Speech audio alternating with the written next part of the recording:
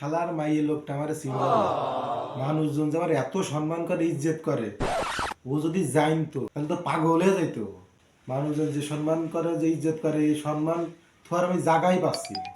আমি তো কোনো জায়গায় দেখতেছি না যে থুয়ার। 2 দিনের ভিখারি মিশ্রিরে কয় ফিটকেরি। কিডা তো সম্মান দিল জানে কিডা, আসে এত বড় বড় ডায়লগ দিচ্ছে। আর আজকে আমার মুকেশ আম্বানি ফোন দিয়েছে তার হাতে দেখা করার জন্য। আমি গেলাম তার অফিসে, সে তো চেয়ার ছেড়ে দিয়েছে আমার বসার জন্য।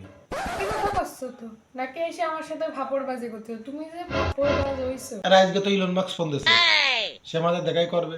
সে তো একা একা ব্যবসা চালাতে পারতেছে না, এখন আমার কাছে বুদ্ধি পরামর্শ নেওয়ার জন্য সে আমার ফোন দিয়েছে।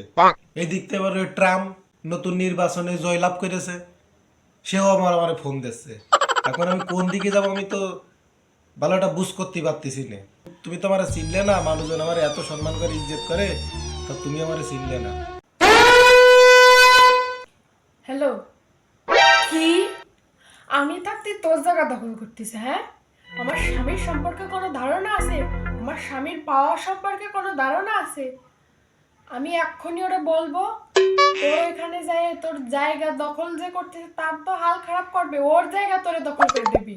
আমার স্বামীর পাওয়ারই অন্যরকম, জানিস? দাঁড়া, এখনই ব্যবস্থা করতেছি। শোনো, এখনই চলো আমার বান্ধবীর বাসায়, সবাইকে ফোন দাও।